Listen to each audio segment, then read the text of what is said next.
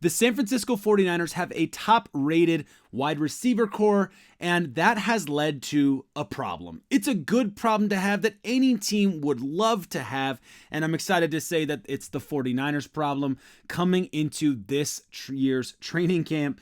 If you're new here, I'm Nate, covering all things San Francisco sports, and it really helps me out if you hit that subscribe button. Today's question of the day, comment below, who is going to make the 53-man roster from this very deep wide receiving core, very talented and tons of potential. This wide receiving core is something I'm getting more and more excited about as I continue to deep dive on it, and I want to get into all of that in today's video. But first, if you didn't see my video recently on the wide receiving core ratings, that's a lot of things to say. I have the 49ers in the top 5. I think that I could see, and some of you guys commented even saying that they were top 2. I don't think they're number 1 in the wide receiving core alone, but I do think that overall offense, I would take our offense over anybody else. But if we're just talking about the wide receiving core, I feel like we're easily top 5 and have arguments for top 3 with when you compare everything else, apples to apples, who the quarterback is, who the wide receivers are, all that good stuff, talent, style, how those things mix together.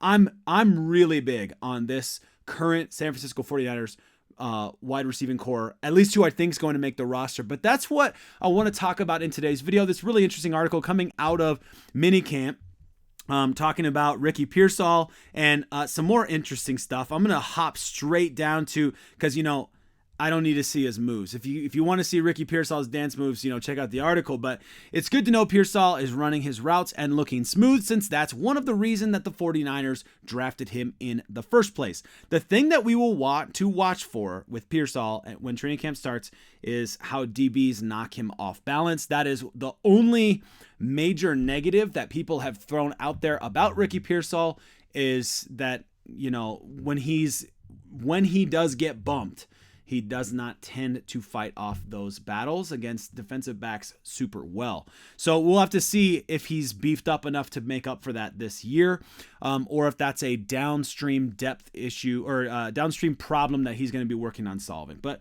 let's not get too caught in the weeds on that one.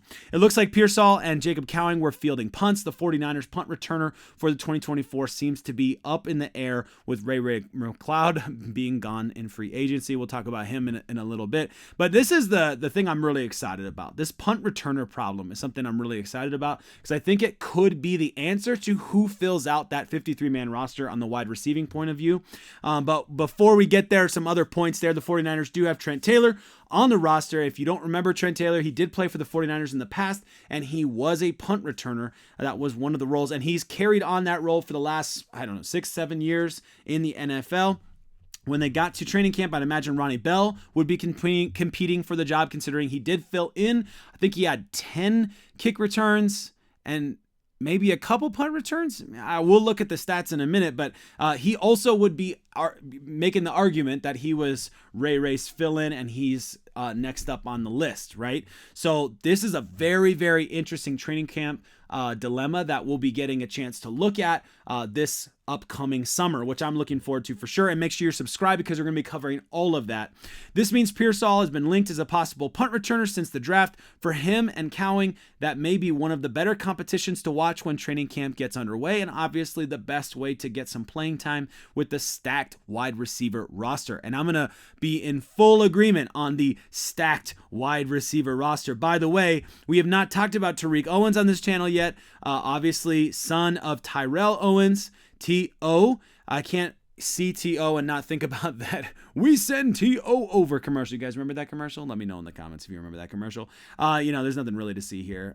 So here's what I want to do, though. Let's talk about who's going to be. I know this is super early predictions, but who is going to make that 53-man roster for the wide receiving core? I like to make these predictions that are too early for a reason. When I'm watching training camp, when I'm following the news later on, it's a lot more fun to already have, here's my pick. Just like you might remember, I already picked who's going to be our wins and losses this season, because I really like to make those early predictions so that when the actual schedule comes out next week, we can then fill those out and start talking about kind of how those wins and losses maybe shift or change. And I obviously had some 50-50 calls here that I went one way or another, but I can see a lot of these games. It's any given Sunday, right? So I'll be doing that next week on Wednesday, probably Wednesday night when when the schedules get released. But Deebo, Ayuk, Jauan Jennings, I believe they've done more than enough. Well, obviously Deebo, Ayuk are on the 53, okay? Let's just move on from that, okay? I think Jauan Jennings has done enough to be a solid starter this year, or at least get a good number of reps. And all the way up through the Super Bowl, he's had meaningful moments and special in the Super Bowl. Definitely important at a very specific and special time. Important time. Special is a hard word to use. Getting to the Super Bowl is special, all right? We'll just leave it there for now. I don't want to get too far off, though. After those three, though, how many more guys are the 49ers going to have? Last year, the 49ers had 6 guys on their 53-man roster. So we're going to go through the list real quick of who could make the 53. And I'll be interested to know in your comments what you think. So Ray's gone to Atlanta. He's out. He was a 53 guy, so he's gone. He's one of the 6. Danny Gray, he was injured before the season started, so he initially made the 53, but then before preseason was over, he's gone. So he's a guy who's going to be expecting to try and make the 53 again as well. Chris Conley, 10-year veteran, practice squad bound, but saw an opportunity midseason to join the roster down the stretch. And although he only had a handful of catches, they all seemed like meaningful moments, big catches, big yards after the catch. So I'd like to say he feels like he's got a good argument for being there. He also did a job on special teams, so he's not a nobody on this roster. Ronnie Bell, former 7th round draft pick. He will also think that he has a genuine argument for punt returns, at least. But new rookies are going to be muddying that water because Ricky Pearsall and Jacob Cowing are also potentially available as punt returners. So we'll see what that looks like. Ricky Pearsall, I have to imagine, is a guaranteed make the 53. And when I say guaranteed, I don't literally mean guaranteed, like he doesn't have to do anything. Obviously, he still has to show out, but it seems like a sure set that the first round draft pick for the 49ers, who they have not had a first round draft pick since Trey Lance in 2021, I have to imagine this guy's going to be on the 53. It seems crazy to me that if he doesn't make the 53, that's a problem, in my opinion. You don't take your number 1 draft pick without a very specific plan for the guy, right? So I think they've got a plan for him, right? So let me keep going. Okay. And then Jacob Cowing, of course, lightning speed, 4th round draft pick. Where is he right now? I kind of see him as a 50-50 to make the roster. That's just my opinion. Let me know what you think in the comments. But maybe has a slight edge over Ronnie Bell because of some of those. He had some drop passes. He had some ball security issues. So I could see a world in which Ronnie Bell has lost his spot in the 53-man roster. Kyle Shanahan is super harsh on wide receivers. And memory is going to be, this is all short-term memory, right? Last season from Ronnie Bell. So we'll have to see what happens there. Obviously, if he gets pulled in just to do a job at punt returning, then I guess I understand in some respects. But here's what you have. You have Deebo, Ayuk, Jauan Jennings, and Ricky Pearsall, I think, as all 4 for sure. Okay, so you're left with 2 guys, 2 spots to fill if you go with the 6 wide receivers. Okay, and I think that's what I don't see any reason why they wouldn't go with 6 again this season. If they keep 6, you're looking at Conley, Bell, Cowing, Gray, all legitimate arguments to make that, to pick up one of those 2 receiving, or one of those 2 big spots, okay? Remaining spots, that's what I'm looking for. But all of that, and we still have not talked about Tariq Owens, T.O.'s son, T.O., and there were some interesting comments to John Lynch talking about Tariq Owens, and it's in his blood, and that bloodline goes a long way, and that kind of stuff. So we'll have to see, what Tariq Owens can do in training camp. That will be an interesting guy to watch. He was a recent undrafted free agent, of course, if you didn't know that. And then all of that, and we still haven't talked about Trent Taylor, who was a free agent pickup, has history with the 49ers, and he has what?